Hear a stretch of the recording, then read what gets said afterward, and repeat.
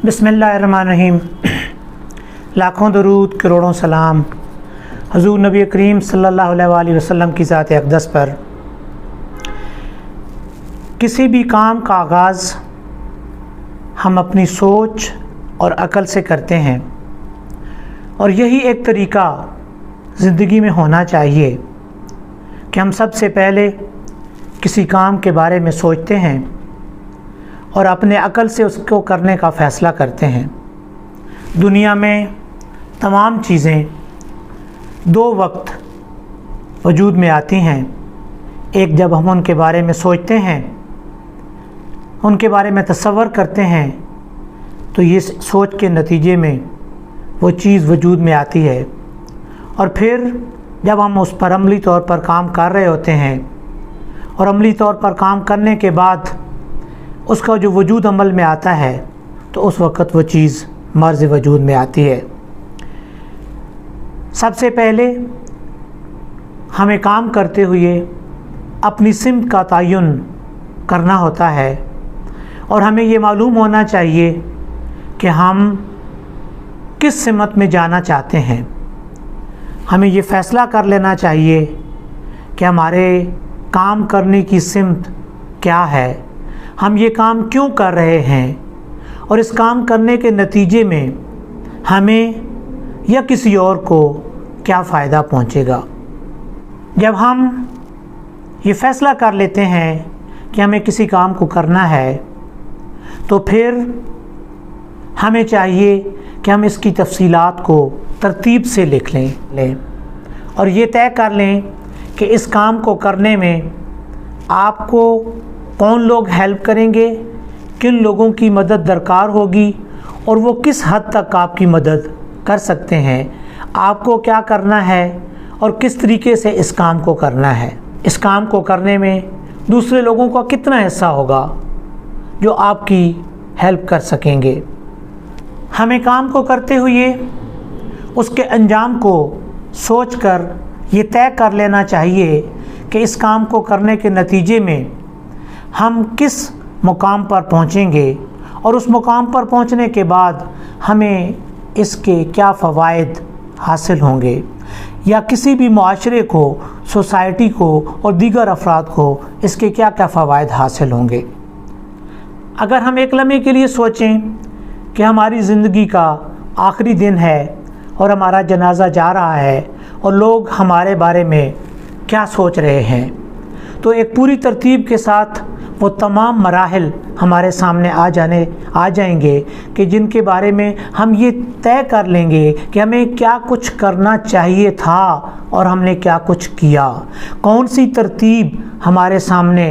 होनी चाहिए थी और हमने क्या किया। उस वक़्त हम एक लम्हे के लिए सोचें कि हमारे बारे में लोग क्या कुछ कह रहे होंगे, हमारी अच्छाइयों और हमारी बुराइयों का ज़िक्र किया जा रहा होगा, तो हमें वो पूरी एक तरतीब हमारे सामने आ जाएगी और हम ये सोच लेंगे कि हमें अपनी ज़िंदगी को किस तरीके से गुजारना चाहिए था कि आज हमारे बारे में एक अच्छे तसव्वुरात का इज़हार किया जाता। तो हमें किसी भी काम को करने से पहले उसके अंजाम को मद्देनज़र रखना चाहिए कि उस अंजाम के बाद हम किस मुकाम पर पहुंचेंगे और उसका अंजाम क्या होगा और हम हमारे बारे में दीगर लोग बारे में क्या कह रहे होंगे। इसी तरह अगर हम तसव्वुर करें कि आज हमारी शादी की 50वीं सालगिरह है और इस सालगिरह के मौका पर हमारे ख़ानदान के साथ, हमारे घर में, हमारे अपने जो जितने अज़ीज़ व अक़ारिब और रिश्तेदार हैं, जो हमारे अहले ख़ाना हैं, उनके हमारे साथ किस तरह के ताल्लुकात हैं और वो ताल्लुकात कैसे होने चाहिए थे, तो हमें वो पूरी एक तरतीब हमारे जहन में गुज़र जाएगी कि हम किस किस मरहले से गुज़र कर अपने आप को अच्छा साबित करते तो आज हमारी इज़्ज़त में इजाफ़ा होता, हमारे ताल्लुकात अपने अज़ीज़ व अक़ारिब के साथ, हमारे रिश्तेदारों के साथ, हमारे अहले खाना के साथ कितने बेहतर होते। इसी तरह सोचें कि अगर आज आपकी रिटायरमेंट का दिन है और आप के साथी आपके बारे में इजहार ख्याल कर रहे हैं और वो इजहार ख्याल आपके मुताबिक किस तरीके से होना चाहिए था, किस तरह आपको